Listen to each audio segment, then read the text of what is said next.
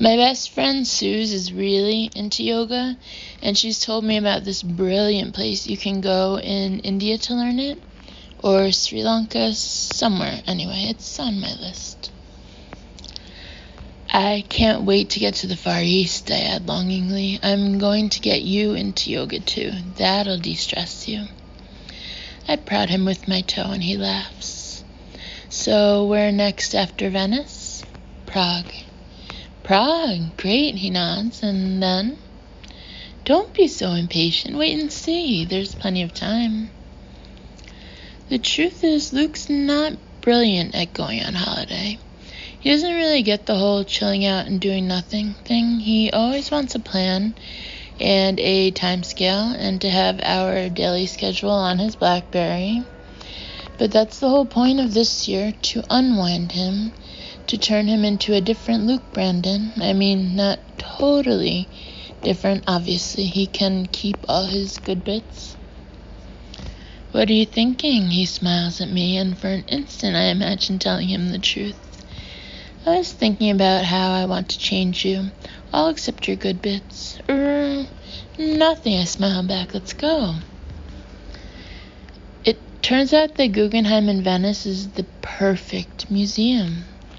Number one, it's not really a museum, it's a house. Number two, it's got a gorgeous garden and a view over the Grand Canal. Number three, there's just the right amount of art. Enough that you can nod and go, and appreciate it and everything, but not so much that your eyes start to blur over and you start wanting to die. Luke is really into modern art, and he spends ages staring at a couple of paintings that look just a teeny bit like random, senseless scribbles to me. So I decide to go and appreciate the art in the garden, where you can sit on a bench and close your eyes and soak up the vibe in more of a holistic way.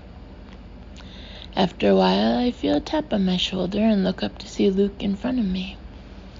That was great, I say at once. Amazing concepts. I was just thinking about them. Isn't it a fantastic exhibition? Luke nods enthusiastically. I thought I might pop into the gift shop, he adds. There's a book I want to buy. Do you mind if I have a quick look? I stare at him, flummoxed. Something about this conversation feels back to front. I'm waiting for Luke to shop. Of course, I say at last. If you want to pop into the shop, I don't mind. No problem. Take your time.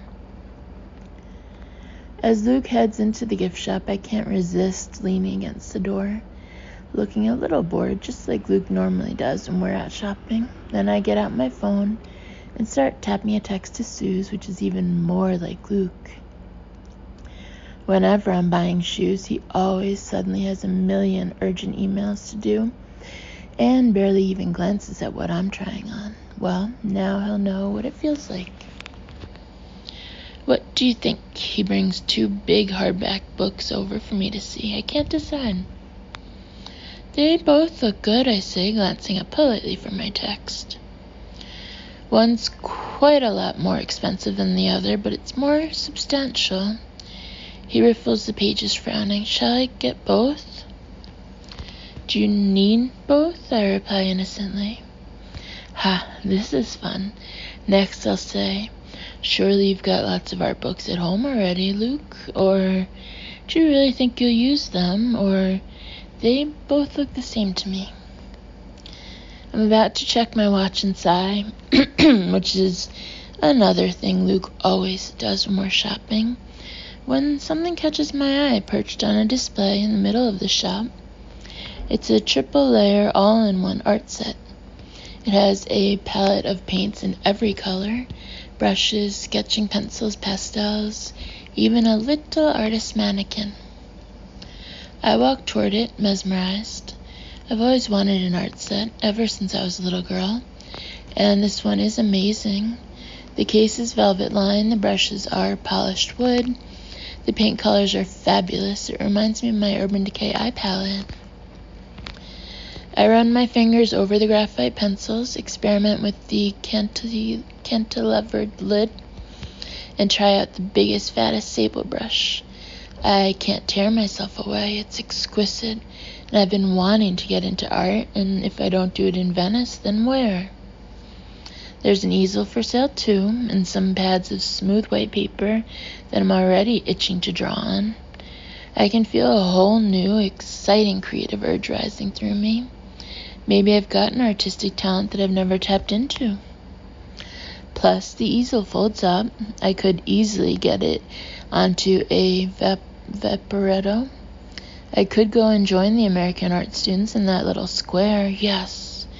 I have a sudden vision of myself arriving home from Honeymoon with a portfolio of amazing art.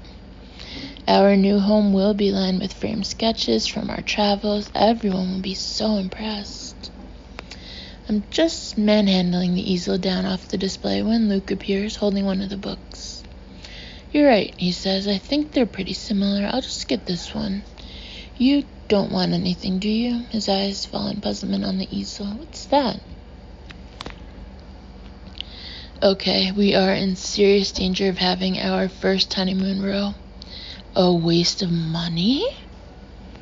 For someone who claims to be an art lover, Luke has a surprising way of showing it. You'd think he'd support his wife's artistic endeavors. You'd think he'd be pleased. Not say, drawing, you, really? Not say, how much? Not say, what about just getting a box of paints for €5? He so doesn't understand anything. Anyway, the lady in the shop took my side, so there. And the easel isn't that heavy. Still, I might just stop and catch my breath for a moment. Are you all right? Says Luke, looking at me in alarm. Becky, let me carry it. No, I say obstinately, it's fine. It hardly weighs anything.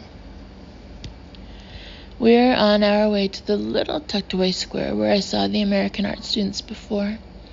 I'm clutching my easel and pad of paper with my art set slung over my shoulder by the long strap.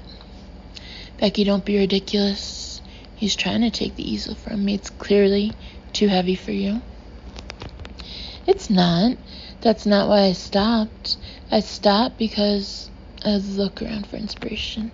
Because we've got to choose you a mask. There's a mask shop to our left, and I drag the easel toward the window, trying to hide the fact that I'm out of breath. Luke laughs. I don't think so. What about that one? I point to a mask in a red, gold, and silver harlequin design, or one on a stick. I've bought 2 masks already, which are both stunning. One has peacock feathers and one has a glittery hood. Parentheses, we have to throw a masked Venetian party when we get back home, close parentheses. But Luke hasn't got into it at all. He keeps trying to buy the smallest, simplest mask in the shop, which is so not the point. That one, I suddenly spot an elaborate masked headdress in purple and black satin. Go and try it on. You're not getting me into that, Luke recoils. Well, we have to buy something special before we leave. This is our honeymoon, remember? I pick up the easel and walk determinedly on toward the square. As I arrive, I see all the American students gathered, drawing at their easels, and my spirits lift. Here we are. How's this for an amazing, unique experience? Drawing in Venice. The square is quiet and shady with nothing but a solitary cafe, a church, and a fountain.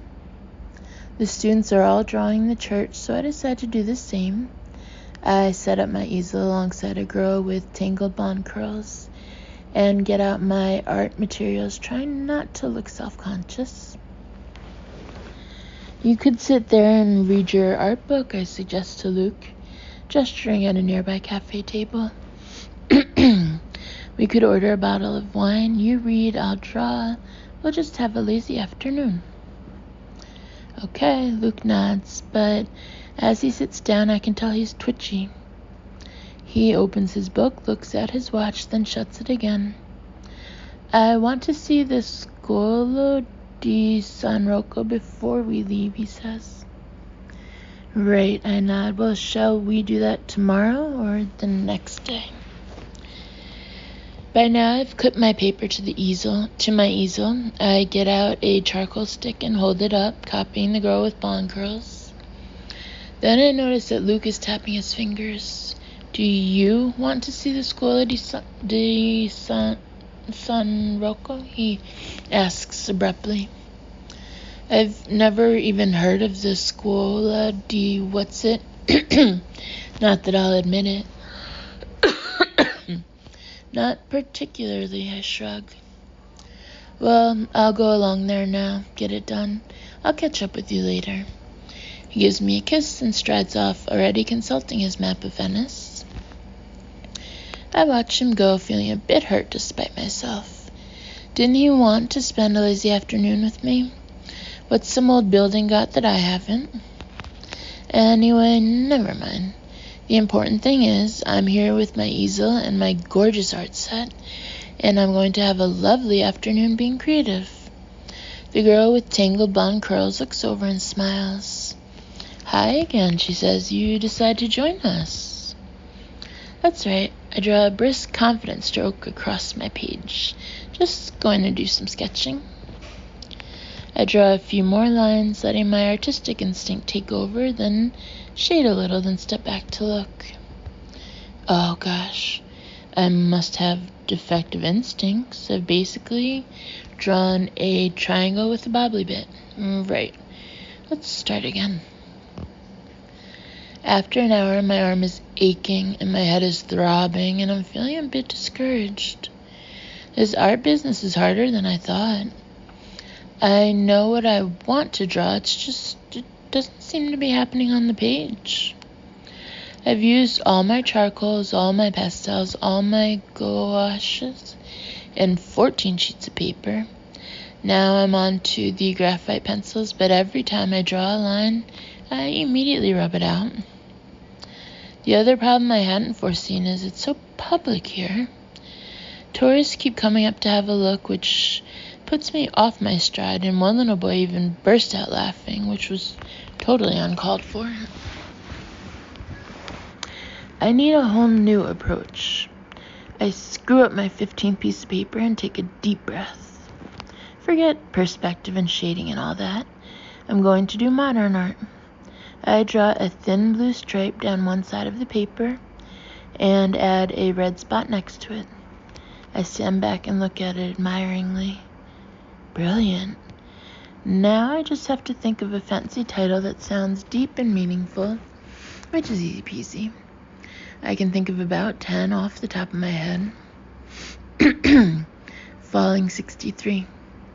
The splinter leaves the body. In Vietnam. I quite like that last one, in Vietnam. Although what it has to do with a stripe and a spot, who knows. But it sounds cool and arty. I write in Vietnam in pencil at the bottom of the page and add a flashy signature. Perfect. And it took about 30 seconds. The girl with tangled curls comes over and says, "You mind if I have a look?" "Go ahead," I say nonchalantly. Okay. The girl stares at the paper for a while, nodding slowly. I like your use of vertical space. Thanks, I say modestly. Yours is nice too. I add, wandering over to her sketch. Hers is pretty expert, I have to admit. It looks exactly like the church and is all cloudy and shady, but she hasn't got a fancy title like In Vietnam, has she? I'm about to offer to think of a cool title for her when I see Luke walking across the square. Hi, I wave at him. That's my husband, I add to the girl. We're on honeymoon. Oh, awesome. How long are you here for? Are you going to the masked ball next week? Masked ball? I stare at her, riveted. I didn't know there was a masked ball. Oh, sure. You can buy tickets at the kiosk in St. Mark's Square. It's next Saturday. This is so cool. A masked ball. I have a vision of Luke and me in amazing masks and evening dress whisking along the Grand Canal in a candlelit gondola. We have to go. We have to. How did you do? Luke comes up, kisses me, then surveys my paper. For a few moments he doesn't speak. When at last he turns, his mouth is twitching. In Vietnam, he says. That's right, I nod carelessly. It's conceptual. Ah, he nods. What's the concept? For a moment, I'm silenced. I don't have to tell you the concept, I say at last. It's private. Private? Yes, it's very personal and profound, actually. I hastily fold up all my discarded bits of paper before he can look at them. So, will you be working every day? Luke lifts his eyebrows. Do we have to structure our holiday around your creative impulses? We'll see, I say evasively. I'm going off art a bit, to be honest. I mean, I still love all this stuff, all the pencils and brushes and cute little pots of paint. It's just the actual doing the art, which, well, it gets a bit samey. I bet this is an open secret among artists, which no one ever admits. I bet Picasso sometimes used to think to himself, gosh, not another bloody cube. I was just hearing that there's a masked ball next Saturday, I say, changing the subject. We have to go. It'll be amazing. Next Saturday? Luke's face crinkles in a way I don't quite understand. Yes, don't worry, I'm sure we can extend our stay by a week or two. I start packing up my easel. Let's go for an ice cream. We go and eat the most scrumptious gelati, sitting by the side of a canal with the late sun shining on the water. It's basically your perfect honeymoon scenario, but Luke's face stays crinkled. Why is his face crinkled? Also, a couple of times he starts to say Becky, then stops, and when I say what, he replies, doesn't matter. Which means it does matter, but he doesn't want to say it.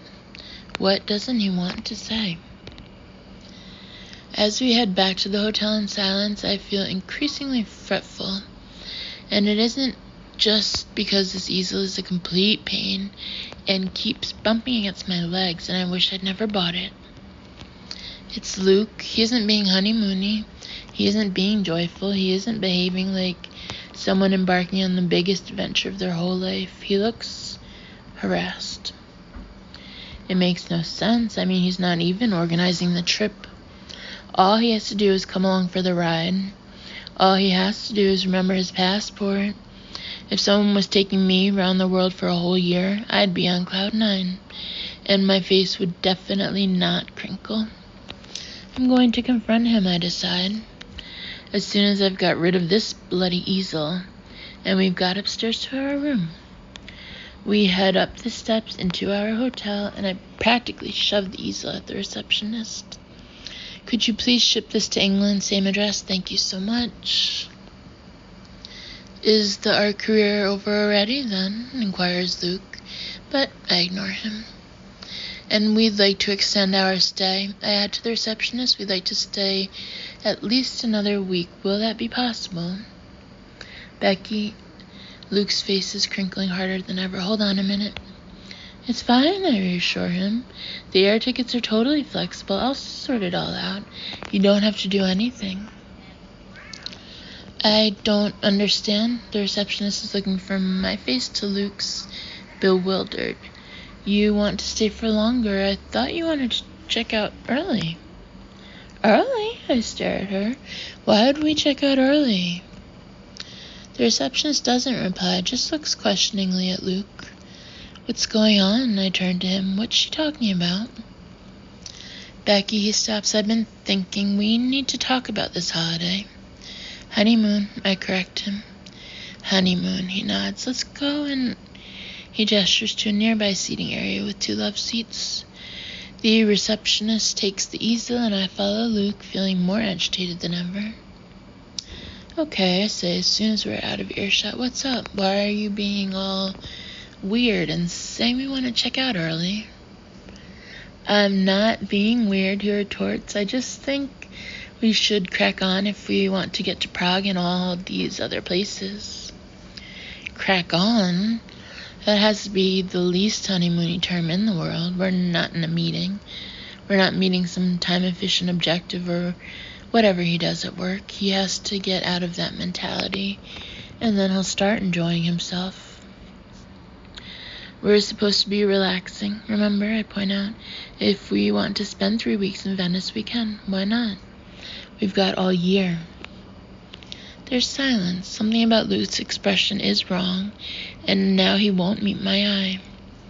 Haven't we? I say at last, and he sighs. Becky, I know you wanted to take a year. My heart instantly drops. No, he cannot be doing this. You wanted to take a year too, I say, trying to stay calm. We agreed. Luke, we are taking a year.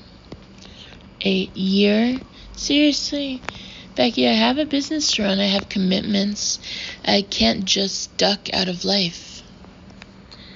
This is why he went to the Scuola di this afternoon. I suddenly realized in dismay. He was trying to hurry things up. But we agreed. Michael's taking over while you're away. Everything's arranged. We set it all up. Luke's shaking his head. You set it up. I didn't have the heart to argue when you landed it on me, but you must realize it's not feasible. It is feasible, I grab his hands. Luke, it's essential. You need some time out. You are practically having a nervous breakdown before the wedding. The company will be fine. The tickets are booked. We're doing this. We're doing it, okay? We can still do it, he says impatiently, pulling his hands away.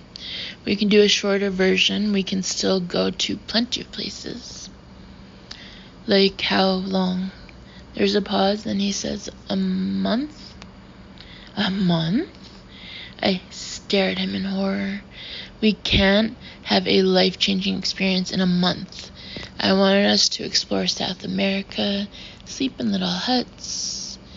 Why little huts? Puts in Luke. Does he understand nothing?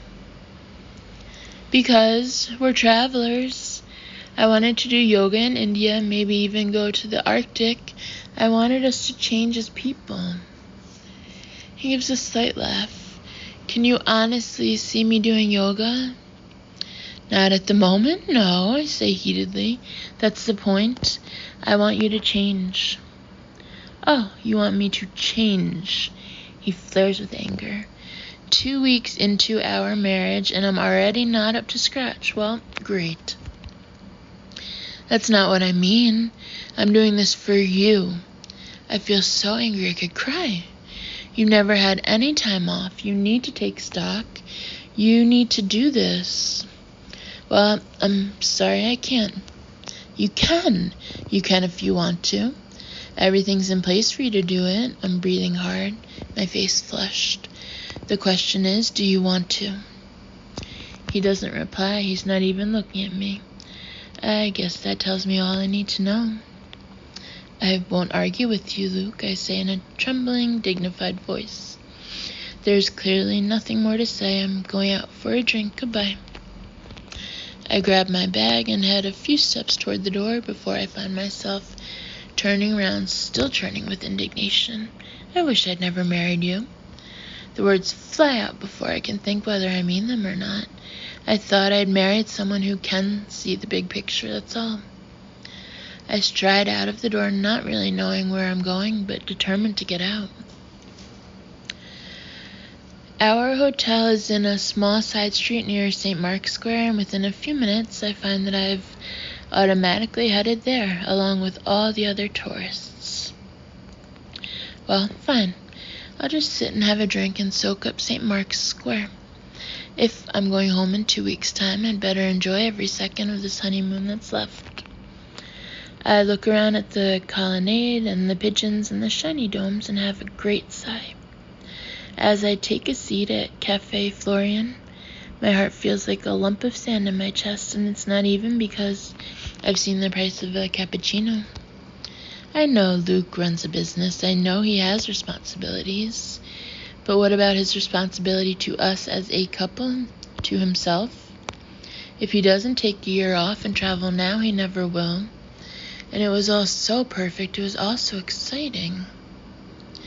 Miserably, I order a glass of Prosecco, which costs exactly the same as I once paid for a Moschino scarf at Century 21 in New York. Mind you, I immediately lost the scarf on the subway, so maybe I can make this drink last longer. The trick is to sip it very slowly.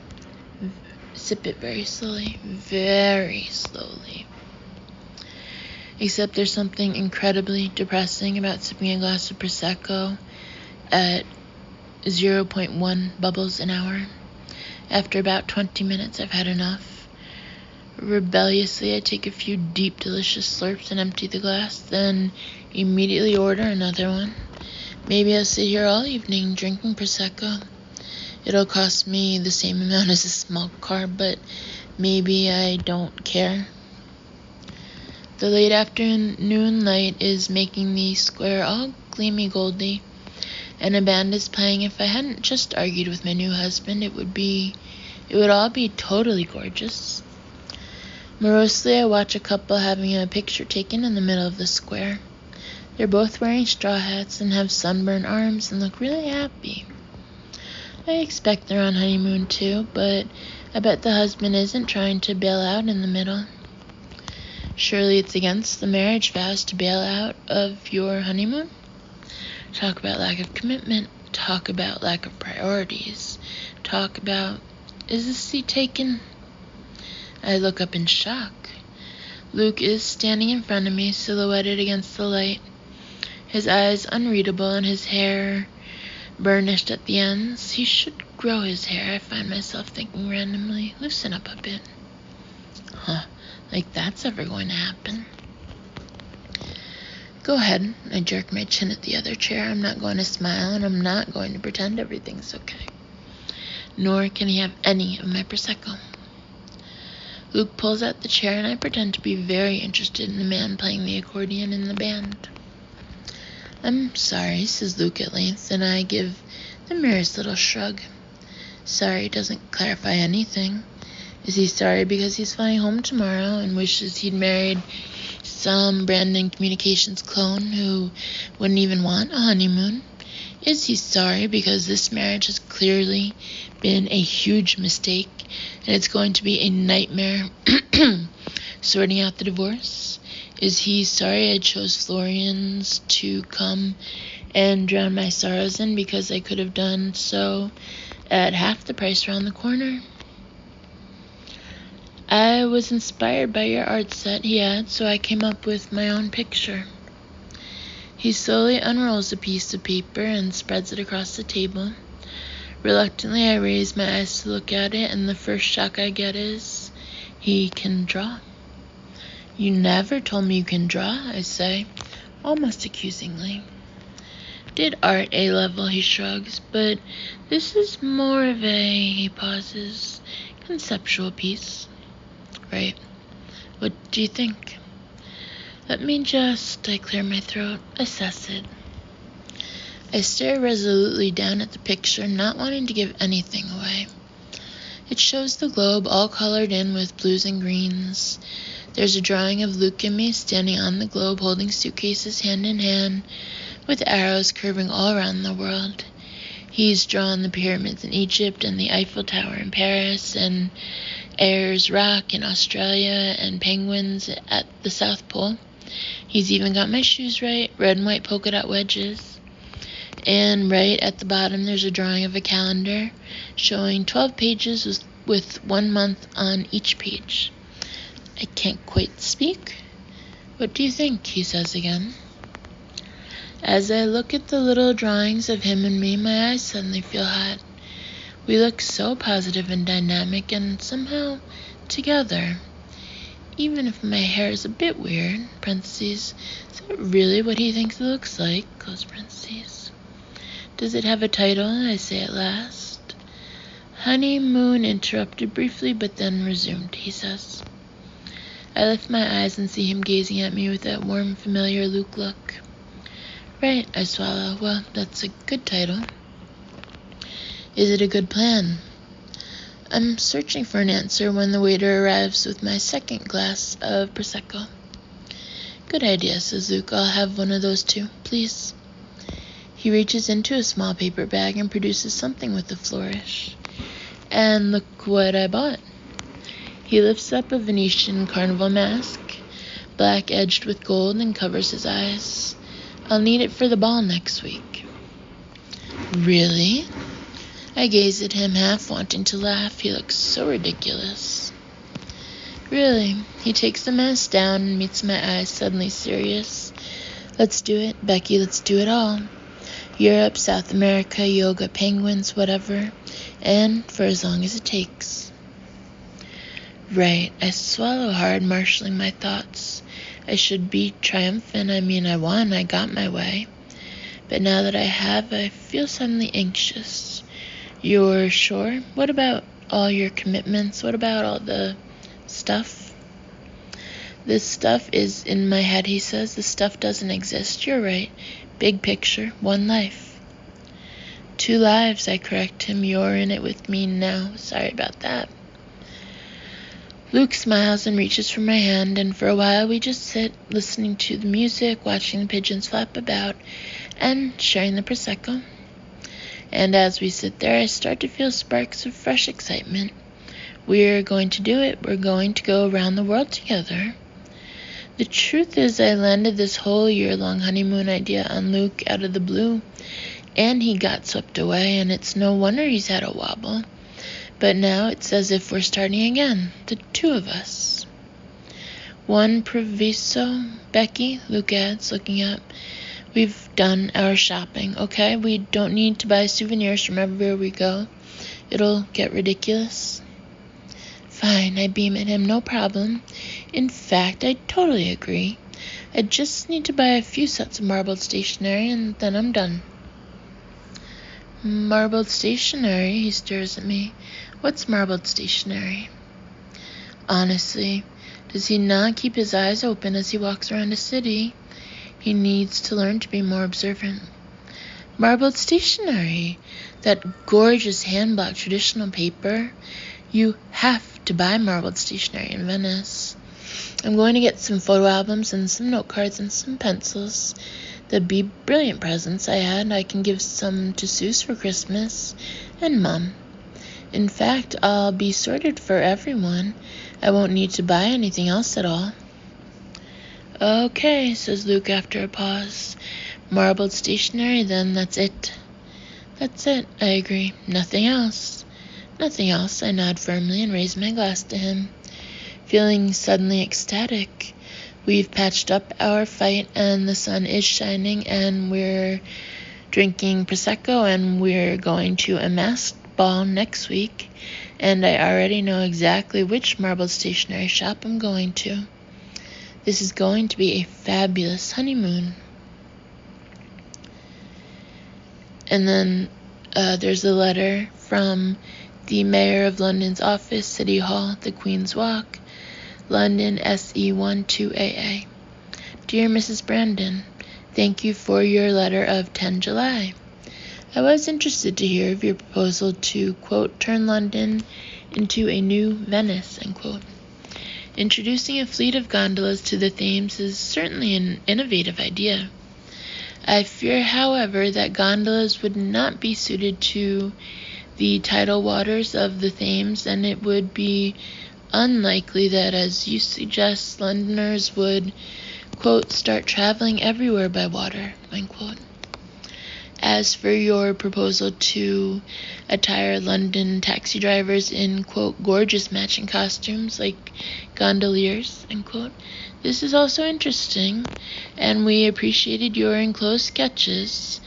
However, we think it unlikely that our taxi drivers would agree to wear, quote, military-style Westwood jackets, end quote, and, quote, retro peaked caps, end quote, nor agree to greet passengers with, quote, ciao Bella, end quote. We thank you for your interest in London's continuing prosperity and growth, and wish you an enjoyable honeymoon. With best wishes, Philip Woodhouse, Assistant to the Mayor.